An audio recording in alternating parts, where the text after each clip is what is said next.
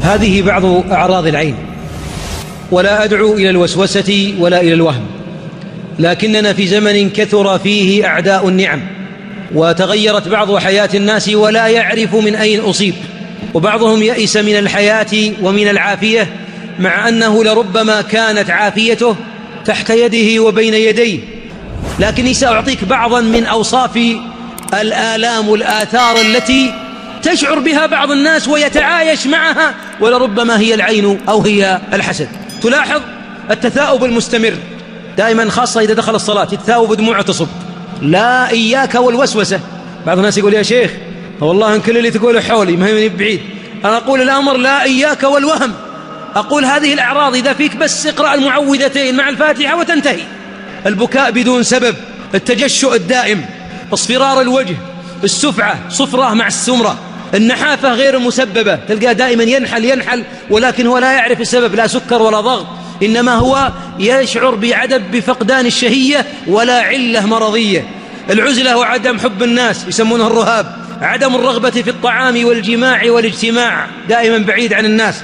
أيضا الأمراض العضوية المفاجئة تنزل جميع، سكر مع ضغط مع كوليسترول مع جلطة، وتلقاه متلخبط، وكل ما عالجوا شيء سكر 700 و600 ثم يرجع 80، عنده هبوط. ارق نفسك مع أخذ العلاج. لا أقول اترك العلاج، احذر، عالج بدنا عضويا وعالج نفسانيا. أيضا الدوار، بعضهم يشعر بدوار دائم. أيضا ترك الأعمال بعد بدايتها، يبدأ متحمس ثم يترك العمل، يبدأ في مشاريع كثيرة ما يختم منها شيء. دائما الله يعظم أجره، إذا بدأ في شيء، إذا زرع الرجال وبذر وتوه مسنبل ترك الرشاش، الله يجزاه خير.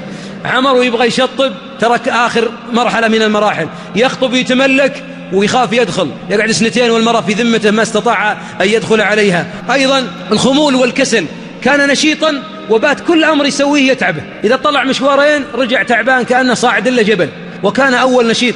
كذلك أيضا العصبية، الغضب، وهو من أكثر آثار العين. وبعد أن يهدأ يقول والله ما أدري وش فيني، لكن أنا ماني بطبيعي، شيء من لا شيء أغضب. أرق نفسك، الله يعظم أجرك، أرق نفسك، الأمر يسير، الأمر في يدك.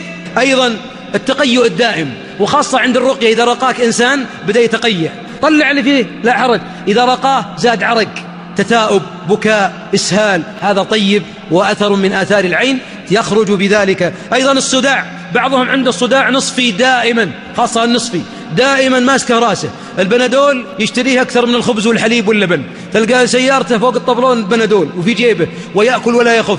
أخي الحبيب، عليك بالحجامة مع الرقية، الحجامة مع الرقية. الرسول صلى الله عليه وسلم عند الصداع احتجم بأبيه هو وأمي عليه الصلاة والسلام. هذه إذن أثر من آثار العين، وغالبا أثر يخرج بإذن الله بالرقية.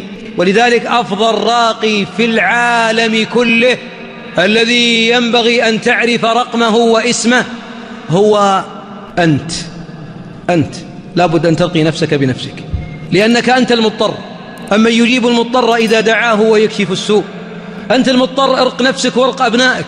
حبيبنا كان يعوذ الحسن والحسين قبل نزول المعوذتين بقوله عليه الصلاة والسلام: كلما أراد الخروج أعيذكما بكلمات الله التامة من كل شيطان وهامة ومن كل عين لامة. فإذا لما نزلت المعوذتين اكتفى بهما عما سواهما. نحتاج إلى أن ترقى، ولذلك في صلاة المغرب والفجر يسن للإنسان أن يقرأ المعوذتين 3 حتى يقوى التحصين في استقبال الليل واستقبال النهار. يحصن نفسه بقوله بسم الله، لأن قول بسم الله ستر ما بيننا وبين أعين الجان. يكون على وضوء دائم، يصبر على العلاج. بعض الناس الرقية ما يصبر عليها، ولو قيل له خذ علاج السكر 20 سنة أخذه، لكن إذا قيل له اقرأ على نفسك 3 أشهر مل وكل. هو علاج إلهي. ولذلك علاج العين إذا عرف العائن فإنه يؤمر بالوضوء، يتوضأ ويغسل داخلة إزاره ما يلي بدنه، وإن اكتفى بالوضوء والمضمضة وردها، ثم يسكب الماء هذا على عاتق المريض، ما يشرب منه، يسكب بقوة على عاتق المريض فيقوم بإذن الله كأنما نشط من عقال مع استمرار الرقية. أما إذا لم يعلم العائن فالرقية، ولا يوجد تخصصات في الرقية، استشاري وأخصائي وطبيب عام ورقية ذهبية ورقية فضية ورقية خاصة ما الرقية هي الرقية. مريض الحسد، مريض العين، مريض التلبس، مريض السحر، هي القرآن، هو القرآن، وهو بيد من ضرب به بقوة.